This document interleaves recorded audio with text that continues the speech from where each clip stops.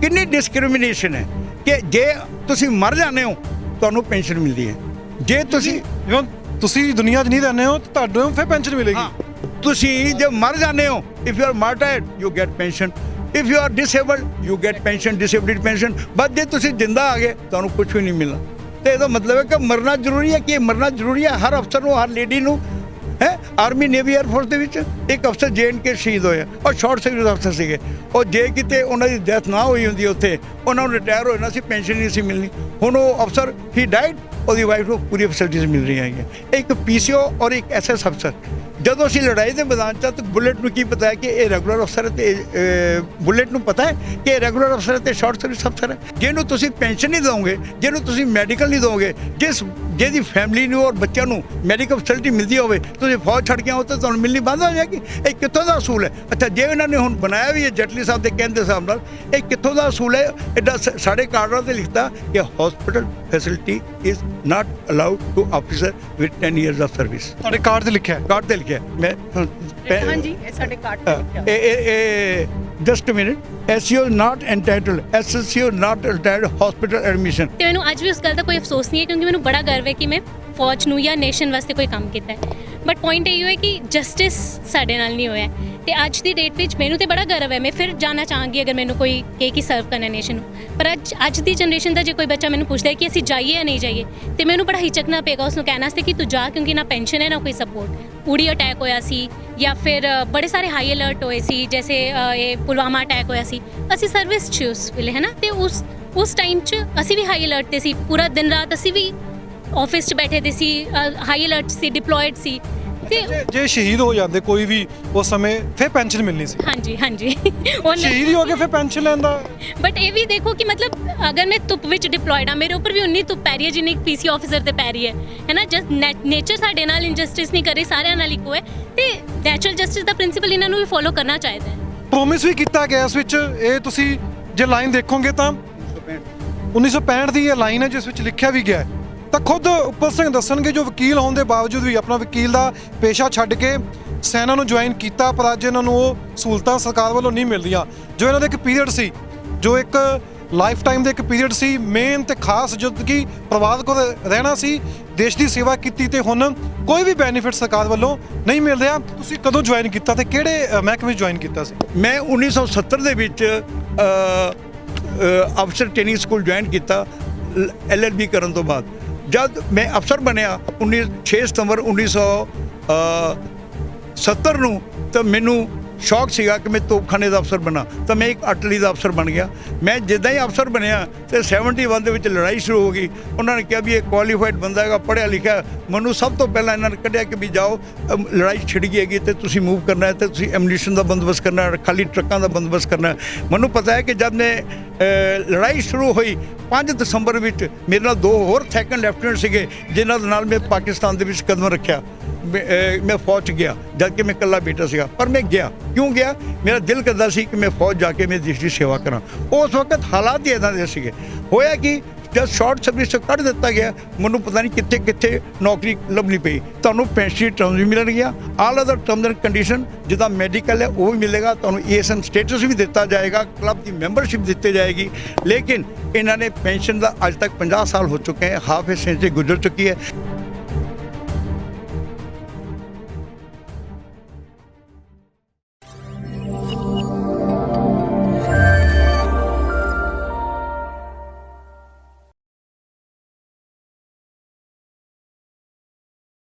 (1965) 1971 ਪਾਕਿਸਤਾਨ ਤੋਂ ਜਿੱਤ ਜਾਂਦੇ ਆ, ਚਾਈਨਾ ਤੋਂ ਹਾਰ ਜਾਂਦੇ ਆ। ਪਰ ਉਸ ਦਰਮਿਆਨ ਜਿਹੜੇ ਸਰਵਿਸ ਤੇ ਰੱਖੇ ਗਏ ਸੀ, ਆਰਮੀ ਵਿੱਚ ਰੱਖੇ ਗਏ ਜਾਂ ਹੋਰ ਅਲੱਗ-ਅਲੱਗ ਤਰੀਕੇ ਨਾਲ ਭਰਤੀ ਹੋਏ, ਅੱਜ ਉਹਨਾਂ ਦੇ ਹਾਲਾਤ ਕੀ ਨੇ? ਮੇਰੇ ਕੋਲ ਇੱਕ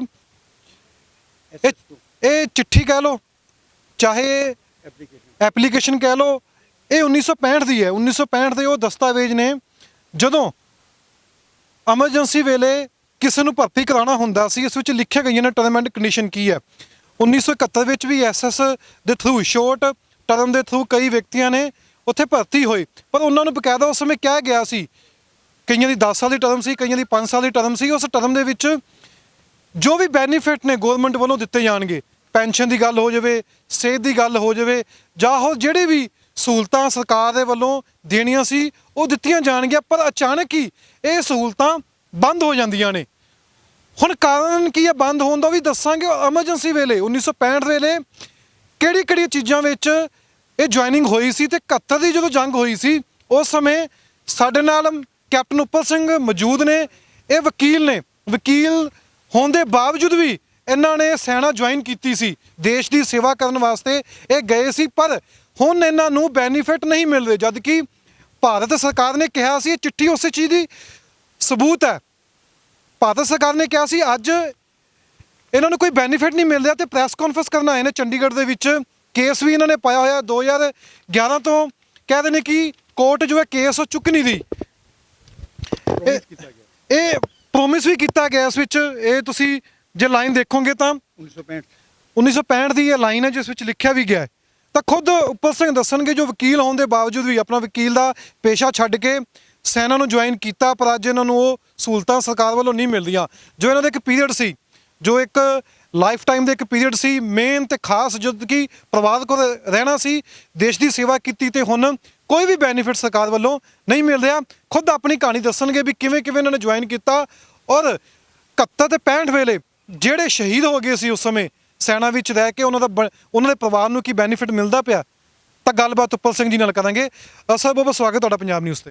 ਸਰ ਮੈਂ ਦੱਸਣਾ ਚਾਹੁੰਦਾ ਕਿ ਜਦ 1962 ਦੇ ਵਿੱਚ ਚਾਈਨਾ ਨੇ 20 ਅਕਤੂਬਰ 1962 ਨੂੰ ਅਟੈਕ ਕੀਤਾ, ਵੀ ਲੋਸਟ ਤਕਰੀਬਨ 3750 ਅਫਸਰ ਤੇ ਸਿਪਾਹੀ ਸਾਡੇ ਮਾਰੇ ਗਏ। ਉਹਦੇ ਬਾਅਦ ਤਕਰੀਬਨ 43,000 ਸਕੁਅਰ ਕਿਲੋਮੀਟਰ ਏਰੀਆ ਚਾਈਨਾ ਨੇ ਐਨੈਕਸ ਕਰ ਲਿਆ। ਉਹ ਏਰੀਆ ਅੱਜ ਕੱਲ੍ਹ ਦੇ ਸਵਿਟਜ਼ਰਲੈਂਡ ਦੇ ਏਰੀਆ ਦੇ ਬਰਾਬਰ ਹੈ।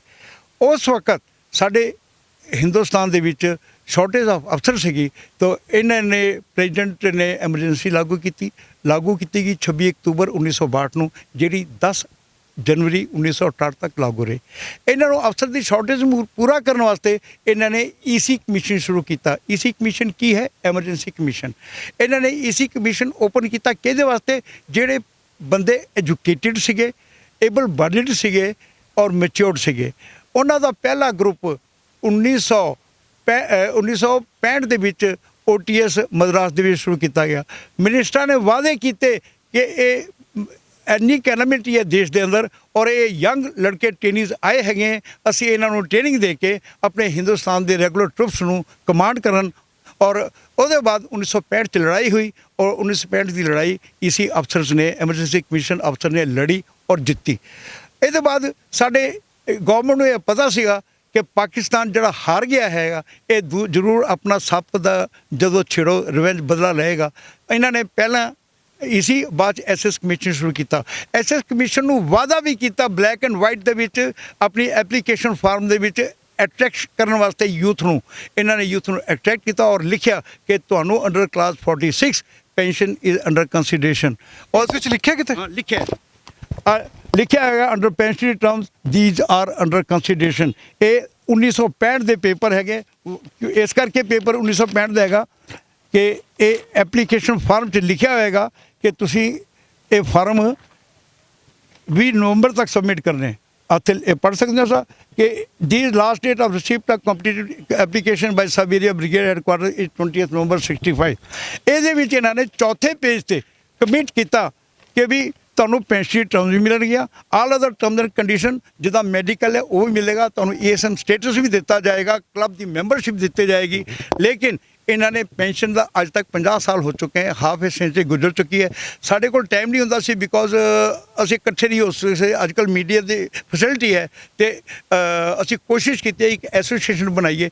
ਅੱਜ ਐਸੋਸੀਏਸ਼ਨ ਬਣ ਚੁੱਕੀ ਹੈ ਜਿਹੜੀ 2019 'ਚ ਬਣੀ ਸੀਗੀ। ਅਸੀਂ 694 ਅਫਸਰ ਹੈਗੇ ਆ ਆਰਮੀ, ਨੇਵੀ, 에ਅਰਫੋਰਸ ਦਾ। ਇਹਦੇ ਵਿੱਚ ਆਰਮੀ ਮੈਡੀਕਲ ਕੋਰ ਦੇ ਅਫਸਰ ਵੀ ਹੈਗੇ ਔਰ ਆਰਮੀ ਡੈਂਟਲ ਕੋਰ ਦੇ ਵੀ ਅਫਸਰ ਹੈ। ਅਫਸੋਸ ਇਹ ਹੈ ਕਿ ਇਹਨਾਂ ਨੂੰ 5 ਸਾਲ ਤੋਂ 10 ਸਾਲ ਇਹਨਾਂ ਦੀ ਟੈਨਿਓਰ ਵਧਾਤੀ, ਹੁਣ 10 ਸਾਲ ਤੋਂ 14 ਟੈਨਿਓਰ ਵਧਾਤੀ। ਜਦ ਇਹ ਅਫਸਰ 14 ਸਾਲ ਤੋਂ ਬਾਅਦ ਆਉਂਦੇ ਹੈਗੇ, ਇਹਨਾਂ ਤੇ ਜ਼ਿੰਮੇਵਾਰੀ ਹੁੰਦੀ ਹੈ, ਇਹਨਾਂ ਦੇ ਬੱਚੇ ਹੁੰਦੇ ਹੈਗੇ, ਬੱਚਿਆਂ ਨੂੰ ਸਕੂਲ 'ਚ ਪੜ੍ਹਾਉਣਾ। ਇਹਨਾਂ ਦੇ ਕੋਲ 올ਡ ਏਜ ਪੇਰੈਂਟਸ ਹੋਣੇ ਚਾਹੀਦੇ ਹੁੰਦੇ ਹੈਗੇ, ਉਹਨਾਂ ਨੂੰ ਕਿੱਦਾਂ ਲੁੱਕ ਆਫਟਰ ਕਰਨਾ। ਤੁਸੀਂ ਕਦੋਂ ਜੁਆਇਨ ਕੀਤਾ ਤੇ ਕਿਹੜੇ ਮਹਿਕਮੇ ਜੁਆਇਨ ਕੀਤਾ ਸੀ? ਮੈਂ 1970 ਦੇ ਵਿੱਚ ਅਫਸਰ ਟ੍ਰੇਨਿੰਗ ਸਕੂਲ ਜੁਆਇਨ ਕੀਤਾ LLB ਕਰਨ ਤੋਂ ਬਾਅਦ। ਜਦ ਮੈਂ ਅਫਸਰ ਬਣਿਆ 6 ਸਤੰਬਰ 1970 ਨੂੰ, ਤਾਂ ਮੈਨੂੰ ਸ਼ੌਕ ਸੀਗਾ ਕਿ ਮੈਂ ਤੋਪਖਾਨੇ ਦਾ ਅਫਸਰ ਬਣਾ, ਤਾਂ ਮੈਂ ਇੱਕ ਅਰਟਿਲਰੀ ਦਾ ਅਫਸਰ ਬਣ ਗਿਆ। ਮੈਂ ਜਿੱਦਾਂ ਹੀ ਅਫਸਰ ਬਣਿਆ ਤੇ 71 ਦੇ ਵਿੱਚ ਲੜਾਈ ਸ਼ੁਰੂ ਹੋ ਗਈ। ਉਹਨਾਂ ਨੇ ਕਿਹਾ ਵੀ ਇਹ ਕੁਆਲੀਫਾਈਡ ਬੰਦਾ ਹੈਗਾ, ਪੜ੍ਹਿਆ ਲਿਖਿਆ। ਮੈਨੂੰ ਸਭ ਤੋਂ ਪਹਿਲਾਂ ਇਹਨਾਂ ਨੇ ਕੱਢਿਆ ਕਿ ਵੀ ਜਾਓ, ਲੜਾਈ ਛਿੜ ਗਈ ਹੈਗੀ ਤੇ ਤੁਸੀਂ ਮੂਵ ਕਰਨਾ ਹੈ, ਤੇ ਤੁਸੀਂ ਐਮੂਨੀਸ਼ਨ ਦਾ ਬੰਦੋਬਸਤ ਕਰਨਾ ਹੈ, ਖਾਲੀ ਟਰੱਕਾਂ ਦਾ ਬੰਦੋਬਸਤ ਕਰਨਾ ਹੈ। ਮੈਨੂੰ ਪਤਾ ਹੈ ਕਿ ਜਦ ਮੈਂ ਲੜਾਈ ਸ਼ੁਰੂ ਹੋਈ 5 ਦਸੰਬਰ ਵਿੱਚ, ਮੇਰੇ ਨਾਲ 2 ਹੋਰ ਸੈਕੰਡ ਲੈਫਟੀਨੈਂਟ ਸੀਗੇ ਜਿਨ੍ਹਾਂ ਦੇ ਨਾਲ ਮੈਂ ਪਾਕਿਸਤਾਨ ਦੇ ਵਿੱਚ ਕਦਮ ਰੱਖਿਆ, ਪਾਕਿਸਤਾਨ 'ਚ ਕਦਮ ਰੱਖਿਆ। ਔਰ ਮੈਨੂੰ ਮੌਕਾ ਮਿਲਿਆ, ਮੇਰੇ ਉੱਤੇ ਹਵਾਈ ਜਹਾਜ਼ ਹੋਵਰ ਕਰਦੇ ਸੀਗੇ ਔਰ ਮੈਨੂੰ ਤੋਪਾਂ ਲਗਾਉਣ ਦਾ ਮੌਕਾ ਨਹੀਂ ਸੀ ਮਿਲ ਰਿਹਾ। ਲੇਕਿਨ ਐਨੀਵੇ ਜਦ ਮੌਕਾ ਮਿਲਿਆ ਅਸੀਂ ਇਹ ਲੜਾਈ ਲੜੀ ਔਰ ਲੜਾਈ ਜਿੱਤੀ। ਜਿੱਤਣ ਤੋਂ ਬਾਅਦ ਅਸੀਂ ਨੌਕਰੀ ਕਰਦੇ ਰਹੇ, ਸਾਨੂੰ ਪਤਾ ਹੀ ਨਹੀਂ ਲੱਗਿਆ ਕਿ ਕਦੋਂ 5 ਸਾਲ ਤੋਂ ਸਾਨੂੰ 5 ਸਾਲ ਦੀ ਹੋਰ ਐਕਸਟੈਂਸ਼ਨ ਦਿੱਤੀ ਗਈ ਹੈ। ਔਰ ਐਕਸਟੈਂਸ਼ਨ ਤਾਂ ਮਿਲੀ, ਇੱਕ ਅਫਸਰ ਨੂੰ ਸ਼ਾਇਦ ਸਾਡੀ ਸ਼ਕਲ ਪਸੰਦ ਨਹੀਂ ਹੋਏਗੀ, ਦੂਜਾ ਅਫਸਰ ਆਇਆ, ਉਹਨਾਂ ਇੰਨਾ ਇਤਬਾਰ ਹੋਇਆ ਕਿ ਇੰਟੈਗ੍ਰਿਟੀ 9/9 ਨੰਬਰ ਦੇਣੇ ਸ਼ੁਰੂ ਕਰਤੇ। ਅਸੀਂ 5 ਸਾਲ ਹੋਰ ਨੌਕਰੀ ਕੀਤੀ। ਅਸੀਂ ਫੌਜ ਗਏ ਸੀ ਕਿ ਅਸੀਂ 20-22 ਸਾਲ ਨੌਕਰੀ ਕਰਕੇ ਫੁੱਲ ਪੈਨਸ਼ਨ ਲੈ ਕੇ ਰਿਟਾਇਰ ਹੋਵਾਂਗੇ। ਲੇਕਿਨ ਜਦ 10 ਸਾਲ ਬਾਅਦ ਵਾਪਸ ਆਏ, ਇਹ ਬਹੁਤ ਡਿਫਿਕਲਟੀ ਹੋ ਗਈ ਕਿਉਂਕਿ ਮੈਰਿਡ ਸੀਗਾ, ਬੱਚੇ ਹੋ ਗਏ, 3 ਬੱਚੇ ਹੈਗੇ। ਆਲਦੋ ਮੈਂ ਅਕੇਲਾ ਸੀਗਾ, ਕੋਈ ਭਾਈ ਭੈਣ ਨਹੀਂ ਹੈ। ਔਰ ਮੇਰੀ ਬਹੁਤ ਗਲਤੀ ਸੀਗੀ ਕਿ ਮੈਂ ਫੌਜ 'ਚ ਗਿਆ ਜਦ ਕਿ ਮੈਂ ਇਕੱਲਾ ਬੇਟਾ ਸੀਗਾ। ਪਰ ਮੈਂ ਗਿਆ, ਕਿਉਂ ਗਿਆ? ਮੇਰਾ ਦਿਲ ਕਰਦਾ ਸੀ ਕਿ ਮੈਂ ਫੌਜ ਜਾ ਕੇ ਮੈਂ ਦੇਸ਼ ਦੀ ਸੇਵਾ ਕਰਾਂ। ਉਸ ਵਕਤ ਹਾਲਾਤ ਹੀ ਇੱਦਾਂ ਦੇ ਸੀਗੇ। ਹੋਇਆ ਕਿ ਜਦ ਸ਼ਾਰਟ ਸਰਵਿਸ ਤੋਂ ਕੱਢ ਦਿੱਤਾ ਗਿਆ, ਮੈਨੂੰ ਪਤਾ ਨਹੀਂ ਕਿੱਥੇ ਕਿੱਥੇ ਨੌਕਰੀ ਲੱਭਣੀ ਪਈ। ਮੇਰੇ ਨਾਲ ਮੇਰੇ 10 ਕੋਰਸਮੇਟ ਗਏ ਇੱਕ ਜਗ੍ਹਾ ਇੰਟਰਵਿਊ ਦੇਣ ਵਾਸਤੇ ਸੀਮੈਂਟ ਕਾਰਪੋਰੇਸ਼ਨ 'ਚ। ਮੈਨੂੰ ਇਕੱਲੇ ਨੂੰ ਹੀ ਸਿਲੈਕਟ ਕੀਤਾ, ਇਕੱਲੇ ਨੂੰ ਸਿਲੈਕਟ ਕੀਤਾ। ਲੇਕਿਨ ਪਤਾ ਲੱਗਿਆ ਇੱਥੇ ਵੀ ਪੈਨਸ਼ਨ ਨਹੀਂ ਹੈਗੀ ਹੈ। ਉਹ ਮੈਂ ਨੌਕਰੀ ਛੱਡ ਦਿੱਤੀ। ਮੈਂ ਕੁਝ ਐਕਸਪੋਰਟ ਬਿਜ਼ਨਸ ਕੀਤਾ, ਉਹਦੇ ਕੁਝ ਕਮਾਇਆ, ਕੁਝ ਲੋਸਟ ਕੀਤਾ। ਫਿਰ ਮੈਨੂੰ ਉਹ ਛੱਡ ਕੇ ਮੈਂ ਹਿੰਦੁਸਤਾਨ ਛੱਡ ਕੇ ਬਾਹਰ ਚਲਾ ਗਿਆ ਵੀ ਮੈਂ ਬਾਹਰ ਹੀ ਰਵਾਂ ਕਿ ਕੁਝ ਮੈਨੂੰ ਪੈਸੇ ਮਿਲ ਜਾਣ। ਲੇਕਿਨ ਬੱਚਿਆਂ ਦੀ ਪੜ੍ਹਾਈ ਕਰਾਉਣੀ ਸੀ, ਇਸ ਕਰਕੇ ਮੈਨੂੰ ਵਾਪਸ ਹਿੰਦੁਸਤਾਨ ਆਉਣਾ ਪਿਆ, ਸ਼ਾਦੀ ਕਰਨ ਵਾਸਤੇ ਵਾਪਸ ਆਉਣਾ ਪਿਆ। ਲੇਕਿਨ ਇਹ ਹੈ, ਮੈਂ ਦੇਖ ਰਿਹਾ ਆਪਣੇ ਸਾਥੀਆਂ ਨੂੰ ਕਿ ਉਹਨਾਂ ਦੀ ਹਾਲਤ ਬਹੁਤ ਹੀ ਬੁਰੀ ਹੈ। ਕਿਉਂ ਕਿ 35 ਤੋਂ 45 ਸਾਲ ਦੀ ਉਮਰ ਵਿੱਚ ਦੂਸਰੀ ਨੌਕਰੀ ਲੱਭਣੀ, ਉਹਦੇ ਬਾਅਦ ਆਪਣੇ ਬੱਚਿਆਂ ਨੂੰ ਕਿਹੜੇ ਸਕੂਲ ਪੜ੍ਹਾਉਣਾ ਜੇ ਤੁਹਾਡੇ ਕੋਲ ਹੈ ਨਹੀਂ। ਬੈਂਕ ਤੁਹਾਨੂੰ ਲੋਨ ਨਹੀਂ ਦੇਗਾ। ਕਿਉਂ ਕਿ 35-45 ਸਾਲ ਦੇ ਜਦੋਂ ਫੌਜ ਨੂੰ ਤੁਹਾਨੂੰ ਕੱਢ ਦਿੱਤਾ, ਤੁਹਾਡੇ ਕੋਲ ਕੋਈ ਨੌਕਰੀ ਨਹੀਂ, ਕਿਹੜਾ ਘਰ ਬਣਾਉਣ ਵਾਸਤੇ ਲੋਨ ਦੇਗਾ? ਲੋਕਾਂ ਦੇ ਘਰ ਨਹੀਂ ਹੈਗੇ। ਔਰ ਅਸੀਂ ਕੋਸ਼ਿਸ਼ ਕੀਤੀ ਕਿ ਜਿਨ੍ਹਾਂ ਲੋਕਾਂ ਨੇ ਲੜਾਈਆਂ ਲੜੀਆਂ ਹੈਗੀਆਂ, ਐਟਲੀਸਟ ਉਹਨਾਂ ਨੂੰ ਤੁਸੀਂ ਆਨਰ ਤਾਂ ਕਰੋ ਜਿੱਦਾਂ ਸਵਤੰਤਰਤਾ ਸੈਨਾਨੀ ਸੀ। ਬਿਪਿਨ ਰਾਵਤ ਜੀ ਨੇ ਵਾਅਦਾ ਕੀਤਾ 2018 'ਚ ਕਿ ਪ੍ਰਾਈਮ ਮਿਨਿਸਟਰ ਨਾਲ ਗੱਲ ਹੋ ਗਈ ਹੈ ਤੇ ਤੁਹਾਨੂੰ ਯੁੱਧ ਸਮਾਨ ਦਿੱਤਾ ਜਾਏਗਾ। ਉਹਨਾਂ ਨੇ ਅੱਜ ਤੱਕ ਯੁੱਧ ਸਮਾਨ ਨਹੀਂ ਦਿੱਤਾ। 4 ਸਾਲ ਹੋ ਗਏ। ਇੱਕ ਜਨਰਲ MM ਨਰਵਾਣੇ 2020 'ਚ ਅਨਾਉਂਸ ਕਰਦੇ ਹੈ ਕਿ ਵਾਰ ਵੈਟਰਨ ਨੂੰ ਪੈਨਸ਼ਨ ਦਿੱਤੀ ਜਾਏਗੀ 30,000। ਅਸੀਂ ਸੋਚਿਆ ਚਲੋ 30,000 ਪੈਨਸ਼ਨ ਮਿਲੇਗੀ, ਕੁਛ ਡੀਏ ਮਿਲੇਗਾ, ਗੁਜ਼ਾਰਾ ਹੋ ਜਾਏਗਾ। ਜਦੋਂ ਫੌਜ ਨੂੰ ਮੂਵ ਕਰਨਾ ਹੁੰਦਾ 2 ਘੰਟੇ 'ਚ ਫੌਜ ਮੂਵ ਹੋ ਜਾਂਦੀ ਹੈ। ਲੇਕਿਨ ਅੱਜ 2018 ਤੋਂ ਲੈ ਕੇ 2021 ਤੱਕ ਕੋਈ ਐਕਸ਼ਨ ਨਹੀਂ ਹੈ। ਇੱਕ MOD ਹੈ ਜਿਹਨੇ ਆਪਣੀ ਕੀ ਸਕਦੇ ਆਬਸਟ੍ਰਕਸ਼ਨ ਟੰਗ ਅੜਾਤੀ। ਅਗਰ ਇਹਨਾਂ ਨੂੰ ਦੇਵਾਂਗੇ ਤਾਂ ਦੂਜੇ ਅਫਸਰ ਆ ਜਾਣਗੇ। ਭਈ ਤੁਸੀਂ 65 ਵਾਲਿਆਂ ਨੂੰ ਆਨਰ ਕਰੋ, 71 ਵਾਲਿਆਂ ਨੂੰ ਆਨਰ ਕਰੋ। ਔਰ ਜਿਹੜੇ IPKF ਗਏ ਹੈਗੇ ਔਰ ਜਿਹੜੇ ਕਾਰਗਿਲ ਲੜਾਈ ਲੜੇ, ਜਿਹੜੇ ਵਾਰ ਵੈਟਰਨ ਨੇ, ਉਹਨਾਂ ਨੂੰ ਤੁਸੀਂ ਰਿਲੀਜ਼ ਕਰਤਾ, ਉਹਨਾਂ ਨੂੰ ਤਾਂ ਆਨਰ ਦਿਓ। ਅੱਛਾ ਸਰ, ਇੱਕ ਹੋਰ ਸਵਾਲ ਹੈ, ਤੁਸੀਂ 10 ਸਾਲ ਦੀ ਨੌਕਰੀ ਕੀਤੀ 1979-80 ਦੇ ਵਿੱਚ, ਤੁਹਾਨੂੰ ਕੀ ਕਹਿ ਕੇ ਘਰ ਭੇਜਿਆ ਗਿਆ?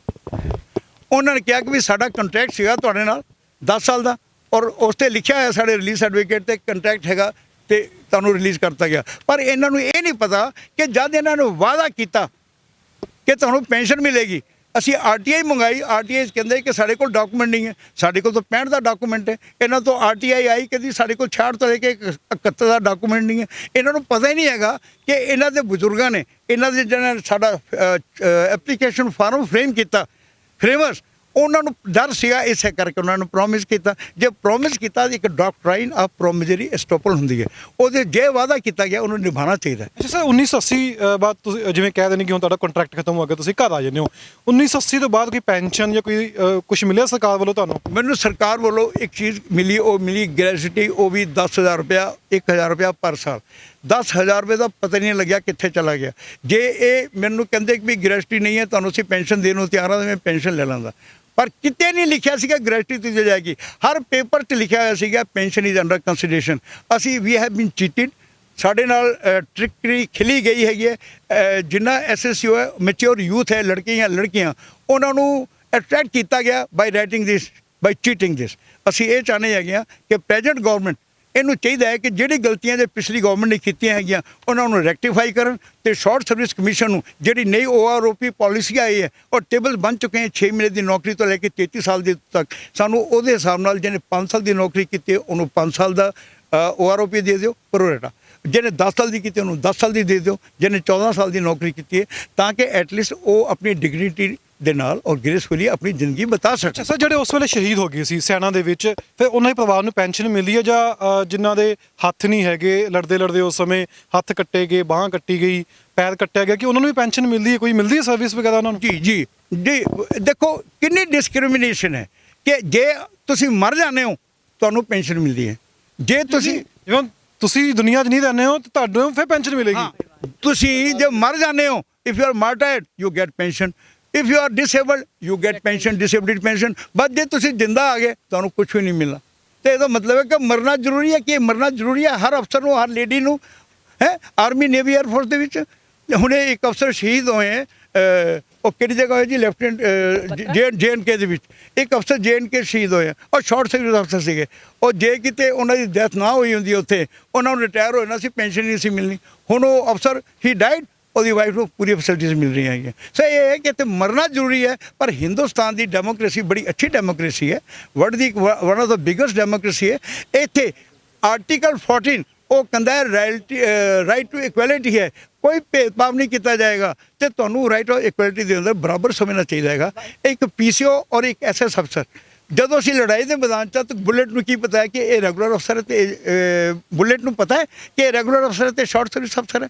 ਔਰ ਹੋਰ ਕੀ ਹੈ, ਇੱਕ ਲੌਬੀ ਹੈ, ਉਹ NDA ਔਰ IMA ਲੌਬੀ ਹੈ, ਉਹ ਨਹੀਂ ਚਾਹੁੰਦਾ ਕਿ SS ਅਫਸਰ ਅੱਗੇ ਵਧਣ। ਉਹ ਇਹ ਚਾਹੁੰਦੇ ਹੈ ਕਿ ਉੱਪਰਲੀ ਪੋਜੀਸ਼ਨਾਂ colonel, brigadiers, major general, lieutenant general ਅਸੀਂ ਬਣੀਏ। ਉਹੀ ਸਾਨੂੰ ACR ਦਿੰਦੇ ਹੈ, ਔਰ ACR ਪਤਾ SSR ਹੈ, ਉਹਨਾਂ ਨੂੰ ਕੱਢਣ ਦੀ ਕੋਸ਼ਿਸ਼ ਕਰਦੇ ਹੈ ਜਿੰਨਾ ਤੋਂ ਜ਼ਿਆਦਾ ਹੋ। ਲੇਕਿਨ ਜੇ ਉਹਨਾਂ ਦੇ ਅਫਸਰ ਜਿਹੜੇ ਸੈਕੰਡ ਲੈਫਟੀਨੈਂਟ ਹੈ, ਉਹਨਾਂ ਦੀ ACR ਖਰਾਬ ਵੀ ਹੋਣ, ਉਹ ਕੋਰਸਾਂ ਤੇ ਫਿਰ ਵੀ ਹੋ ਗਏ ਹੁਣ, ਤਾਂ ਵੀ ਉਹ ਲੈਫਟੀਨੈਂਟ ਕਰਨਲ ਬਣ ਕੇ ਯੂਨਿਟਾਂ ਕਮਾਂਡ ਕਰਦੇ। ਤੁਸੀਂ ਇਹ ਕੇਸ ਕੋਰਟ ਵਿੱਚ ਲੈ ਕੇ ਗਏ ਤਾਂ ਕੋਰਟ ਫਿਰ ਕੀ ਕਹਿੰਦੀ ਹੈ? ਕੋਰਟ ਨੇ ਮੇਰੀ ਐਪਲੀਕੇਸ਼ਨ ਮੈਂ 2019 23 ਜੁਲਾਈ ਨੂੰ ਲਗਾਈ ਸੀ, 26 ਜੁਲਾਈ ਨੂੰ ਕੋਰਟ ਨੇ ਐਕਸੈਪਟ ਕਰ ਲਿਆ। ਤੁਸੀਂ 2009 ਦਾ ਵੀ ਹਵਾਲਾ ਦੇ ਦਿਆ ਸੀ, 9/11 ਜਾਂ 2011। ਉਹ ਐਦਾਂ ਸੀਗਾ ਕਿ 2009 ਦੇ ਵਿੱਚ ਇਹ ਡਾਇਰੈਕਟਰ ਜਨਰਲ AFMS ਨੇ SS ਅਫਸਰ ਨੂੰ ਮੈਡੀਕਲ ਫੈਸਿਲਿਟੀ ਦੇਣੀ ਬੰਦ ਕਰਤੀ।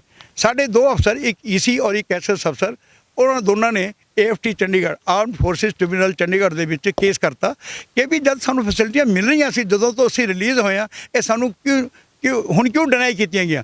AFT ਚੰਡੀਗੜ੍ਹ ਨੇ 17 ਸਤੰਬਰ 2010 ਨੂੰ ਫੈਸਲਾ ਦਿੱਤਾ ਕਿ ਇਹ ਜਿਹੜਾ ਇਹ ਡਾਇਰੈਕਟਰ ਜਨਰਲ AFMS ਦਾ ਫੈਸਲਾ ਹੈ, ਉਹ ਕੈਂਸਲ ਦਾ ਉਹ ਰਿਸਟੋਰ ਕੀਤਾ ਜਾਏ। ਅੱਛਾ, ਹੋਇਆ ਕਿ MOD, ਮਿਨਿਸਟਰੀ ਆਫ ਡਿਫੈਂਸ, ਕਿਉਂਕਿ ਇਹ ਕੇਸ ਡਿਸਾਈਡ ਹੋਇਆ ਸੀ AFT ਦਾ, ਉਹ ਸੁਪਰੀਮ ਕੋਰਟ ਚਲੇ ਗਏ, ਉਹ ਸੁਪਰੀਮ ਕੋਰਟ ਦੇ ਵਿੱਚ ਚਲੇ ਗਏ। ਹਾਲੇ ਇੱਕ ਬਹੁਤ ਡਿਲੇ ਸੀਗੀ, ਸੁਪਰੀਮ ਕੋਰਟ ਨੇ ਉਹਨਾਂ ਦੀ ਡਿਲੇ ਕੰਡੋਨ ਕਰਕੇ MOD ਦਾ ਕੇਸ ਐਕਸੈਪਟ ਕਰ ਲਿਆ ਕਿ why should it be given to the SSO facility ਜਿਹੜੀ AFT ਨੇ ਰਿਸਟੋਰ ਕੀਤੀ ਹੈਗੀ। ਹੁਣ ਦੇਖੋ, ਆਪਣੇ ਉਸ ਵਕਤ ਦੇ ਡਿਫੈਂਸ ਮਿਨਿਸਟਰ ਜੈਟਲੀ ਸਾਹਿਬ ਹੁੰਦੇ ਸੀਗੇ ਫਾਰ ਦਾ ਟਾਈਮਿੰਗ, ਜਦੋਂ ਬਣੇ ਤੇ ਉਹਨਾਂ ਨੇ ਡਿਸਾਈਡ ਕੀ ਕਰਵਾਇਆ ਕਿ ਵੀ SS ਅਫਸਰ ਜਿਨ੍ਹਾਂ ਦੀ 10 ਸਾਲ ਤੋਂ ਘੱਟ ਨੌਕਰੀ ਹੈ, ਉਹ ਪਹਿਲੇ ਪੈਸਾ ਜਮ੍ਹਾਂ ਕਰਾਉਣ। ਮੰਨ ਲਓ ਇੱਕ ਬਿਮਾਰੀ ਦਾ ਟ੍ਰੀਟਮੈਂਟ 1 ਲੱਖ ਰੁਪਇਆ ਹੈ, ਜਿਹਦੀ 10 ਸਾਲ ਤੋਂ ਘੱਟ ਨੌਕਰੀ ਹੈ, ਉਹਨੂੰ ਪਹਿਲਾਂ ਲੱਖ ਜਮ੍ਹਾਂ ਕਰਾਓ, ਫਿਰ 50,000 ਵਾਪਸ ਹੋਏਗਾ। ਔਰ ਜਿਹੜੀ 10 ਸਾਲ ਤੋਂ ਜ਼ਿਆਦਾ ਨੌਕਰੀ ਹੈ, ਉਹਨੂੰ 1 ਲੱਖ ਜਮ੍ਹਾਂ ਕਰਾ ਕੇ 75,000 ਵਾਪਸ ਮਿਲ ਜਾਏਗਾ। ਪਰ ਇਹ ਦੱਸੋ ਕਿ ਜਦ ਇੱਕ SS ਅਫਸਰ ਨੂੰ ਪੈਨਸ਼ਨ ਹੀ ਨਹੀਂ ਮਿਲਦੀ ਹੈਗੀ ਹੈ, ਜਦ ਇੱਕ ਅਫਸਰ 100% ਆਪਣੀ ਡਿਊਟੀ ਤੇ ਦਿੰਦਾ ਹੈ, ਤਾਂ ਉਹਨੂੰ ਇਹ 50% ਔਰ 75% ਕਿਉਂ ਕੀਤਾ ਜਾਵੇ।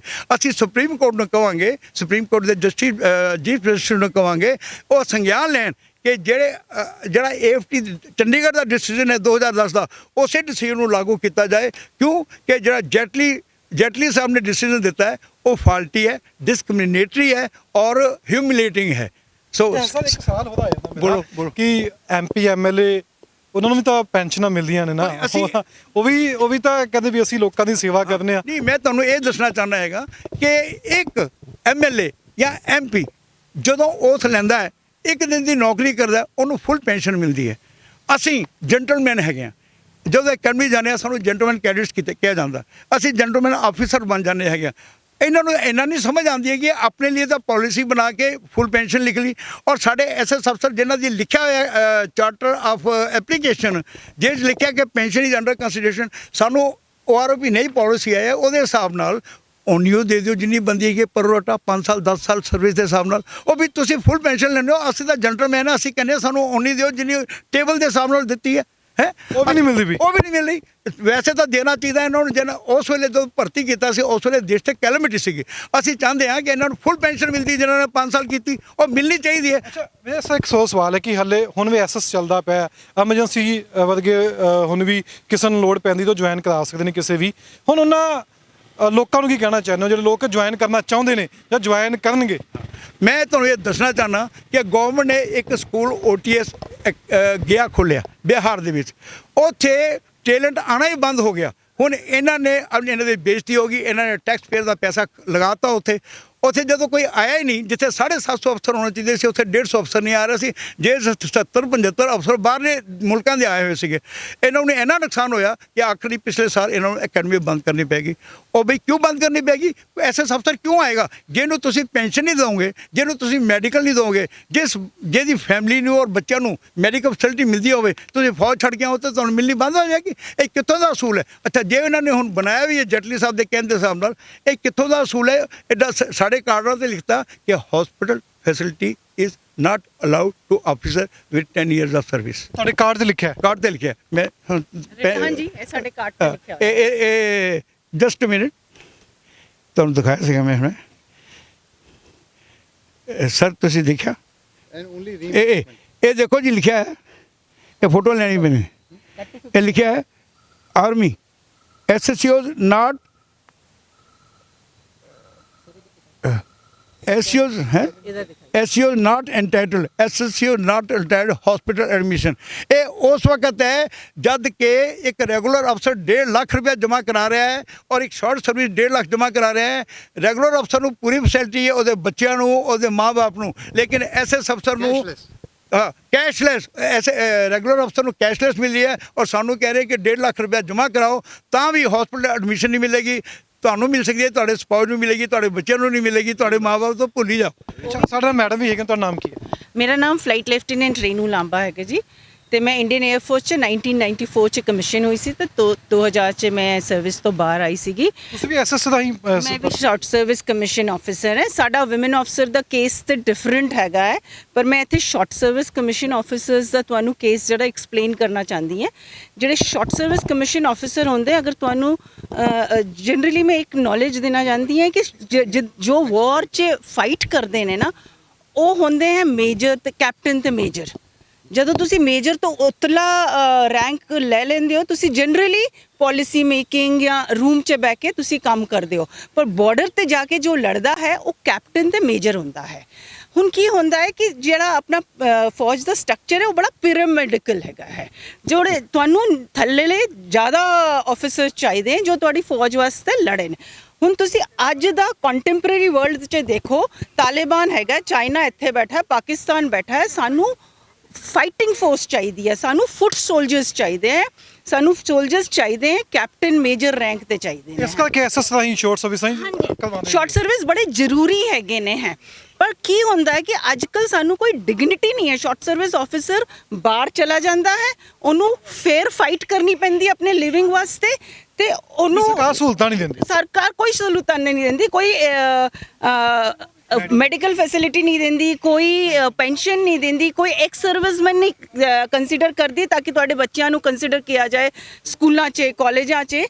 ते कौन अट्रैक्ट होएगा ये फौज ज्वाइन करन वास्ते? ਉਹ ਸਾਨੂੰ ਦੇਖਦੇ ਨੇ ਕਿ ਅਸੀਂ ਬੜੇ ਸਟਰਗਲ ਕਰ ਰਹੇ ਨੇ। ਅਸੀਂ ਫੌਜ 'ਚ ਗਏ ਸੀਗੇ, ਕੰਮ ਕੀਤਾ ਸੀਗਾ। ਅਰੇ ਜਦੋਂ ਅਸੀਂ ਯੂਨੀਫਾਰਮ 'ਚ ਸੀਗੇ ਤੁਸੀਂ ਬੜੇ ਅੱਖਾਂ ਰੇਜ਼ ਕਰਦੇ ਸੀ ਕਿ ਤੁਸੀਂ ਉਹ ਯੂ ਆਰ ਅ ਕੈਪਟਨ, ਉਹ ਯੂ ਆਰ ਅ ਮੇਜਰ।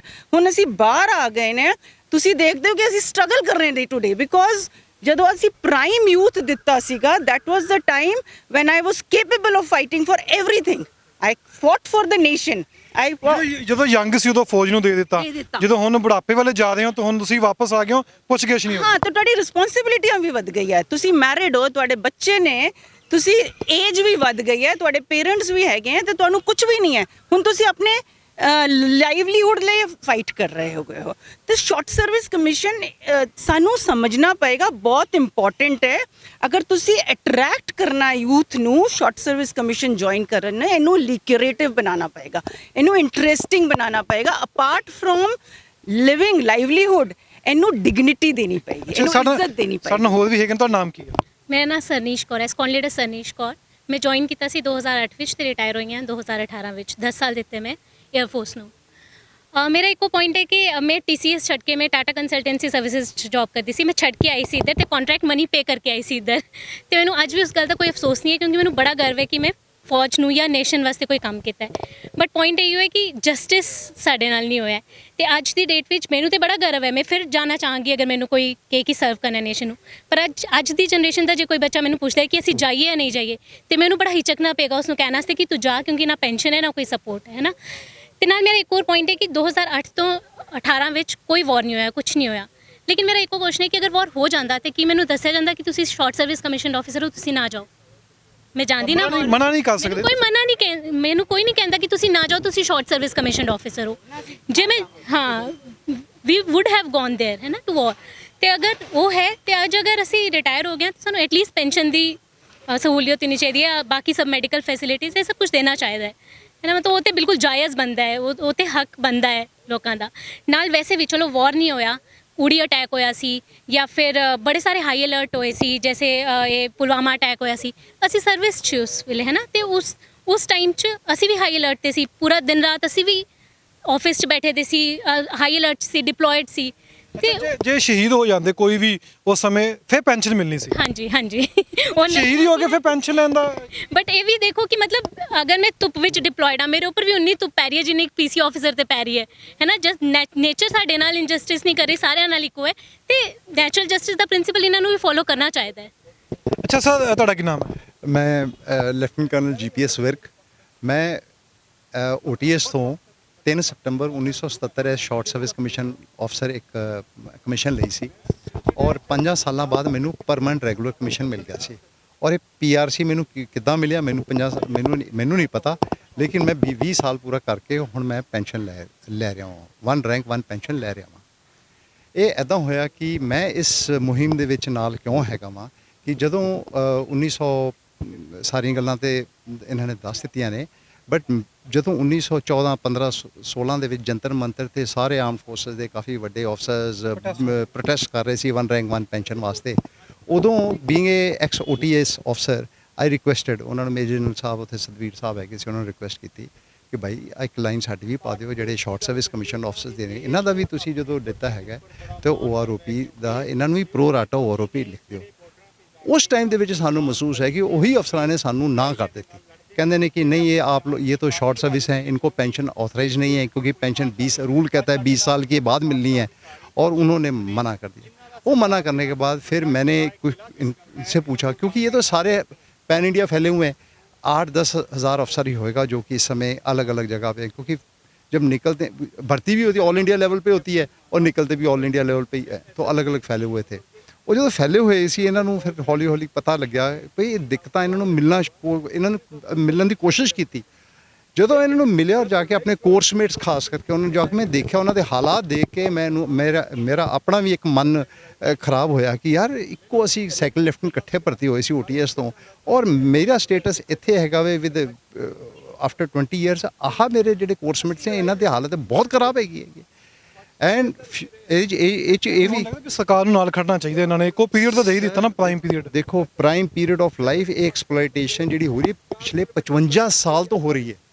ਇਹ make in India project SSA ਕਿਤੇ ਕਿਸੇ ਵੀ ਵਰਲਡ ਦੇ ਵਿੱਚ ਐਦਾਂ ਦਾ ਫਿਨੋਮੀਨਾ ਨਹੀਂ ਹੈਗਾ ਕਿ ਭਰਤੀ ਦਾ ਤਰੀਕਾ ਇਹ ਹੋਵੇ ਕਿ ਜਿਹਦੀ ਡਿਸਪੈਰਿਟੀ ਹੋਵੇ, ਜਾਂ ਤਾਂ ਇੱਕ ਟਾਈਪ ਦੀ ਹੋਣ ਕਿ 5 ਸਾਲ ਬਾਅਦ ਸਾਰੇ ਹੀ ਹੋਣ 5 ਸਾਲ ਦੇ, ਨਾ ਕਿਸੇ ਨੂੰ ਪੈਨਸ਼ਨ ਦਿਓ, 10 ਸਾਲਾਂ ਬਾਅਦ ਹੋਵੇ।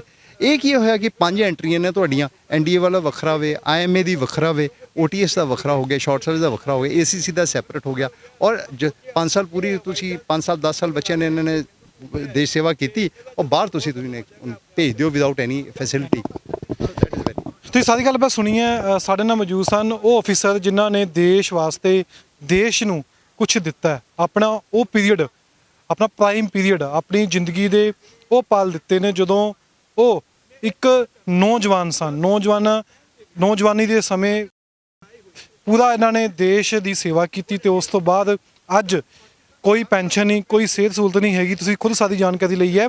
Emergency service SS emergency service ਸੀ 1965 ਦੇ ਦੌਰ ਵਿੱਚ, ਜਦੋਂ ਭਰਤੀ ਕੀਤੇ ਗਏ ਸੀ, ਜਦੋਂ ਜੰਗ ਦਾ ਲੱਗੀ ਸੀ ਭਰਤੀ ਕੀਤੇ ਗਏ ਸੀ ਅਫਸਰ, ਵੀ ਕੋਈ ਵੀ ਅਫਸਰ ਜਿਹੜੇ ਪੜ੍ਹੇ ਲਿਖੇ ਨੇ ਆ ਕੇ ਜੁਆਇਨ ਕਰ ਸਕਦੇ ਨੇ। ਇਹਨਾਂ ਨੇ ਜੁਆਇਨ ਕੀਤਾ।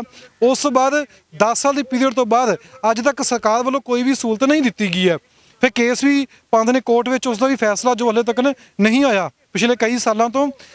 ਤਾਂ ਇਹ ਐਸਐਸ ਦੀ ਗੱਲ ਕਰ ਲਈਏ, ਸ਼ਾਰਟ ਸਰਵਿਸ, ਯਾਨੀ ਕਿ ਕੁਝ ਸਾਲਾਂ ਦੀ ਸਰਵਿਸ ਹੁੰਦੀ ਹੈ। ਜਦੋਂ 71 ਵਿੱਚ ਜੰਗ ਹੋਈ ਉਸ ਤੋਂ ਬਾਅਦ ਵੀ ਭਰਤੀ ਹੋਏ ਕਈ, ਪਰ ਜਿਹੜੇ ਦੇਸ਼ ਵਾਸਤੇ ਸ਼ਹੀਦ ਹੋ ਜਾਂਦੇ ਨੇ ਉਹਨਾਂ ਨੂੰ ਪੈਨਸ਼ਨ ਦਿੱਤੀ ਗਈ ਹੈ। ਪਰ ਕੋਈ ਵਿਅਕਤੀ ਜਿੰਦਾ 10 ਸਾਲ ਪੀਰੀਅਡ ਵਿੱਚੋਂ ਬਾਅਦ ਆ ਜਾਂਦਾ, ਉਸ ਕਿਸੇ ਵੀ ਵਿਅਕਤੀ ਨੂੰ ਪੈਨਸ਼ਨ ਨਹੀਂ ਦਿੱਤੀ ਗਈ ਹੈ। ਜੇ ਕਿਸੇ ਦੀ ਲੱਤ ਜਾਂ ਬਾਜੂ ਜਾਂ ਕੋਈ ਸਰੀਰ ਦਾ ਹੋਰ ਅੰਗ ਨਹੀਂ ਰਹਿੰਦਾ ਉਸ ਲੜਾਈ ਦੇ ਵਿੱਚ, ਉਸ ਨੂੰ ਵੀ ਪੈਨਸ਼ਨ ਦਿੱਤੀ ਜਾਂਦੀ ਹੈ, ਪਰ ਉਸ ਵਿਅਕਤੀ ਨੂੰ ਪੈਨਸ਼ਨ ਨਹੀਂ ਦਿੱਤੀ ਜਾਂਦੀ ਜੋ ਸਹੀ ਸਲਾਮਤ ਦੇਸ਼ ਦੀ ਸੇਵਾ ਕਰਕੇ ਬਾਹਰ ਆ ਜਾਂਦਾ ਹੈ ਜਾਂ ਉਸ ਨੂੰ ਫੌਜ ਤੋਂ ਬਾਹਰ ਕਰ ਦਿੱਤਾ ਜਾਂਦਾ ਹੈ। ਇਸੇ ਚੀਜ਼ ਦੀ ਲੜਾਈ ਲੜਦੇ ਸੀ ਤਾਂ ਅੱਜ ਪ੍ਰੈਸ ਕਾਨਫਰੰਸ ਕੀਤੀ ਗਈ ਹੈ। ਤਾਂ ਪੰਜਾਬ ਨਿਊਜ਼ ਦੇ ਪੇਜ ਨੂੰ ਲਾਈਕ ਕਰਨਾ, ਵੀਡੀਓ ਸ਼ੇਅਰ ਕਰਨਾ ਤਾਂ ਕਿ ਦੂਜੇ ਤੱਕ ਵੀ ਜਾਣਕਾਰੀ ਪਹੁੰਚ ਸਕੇ।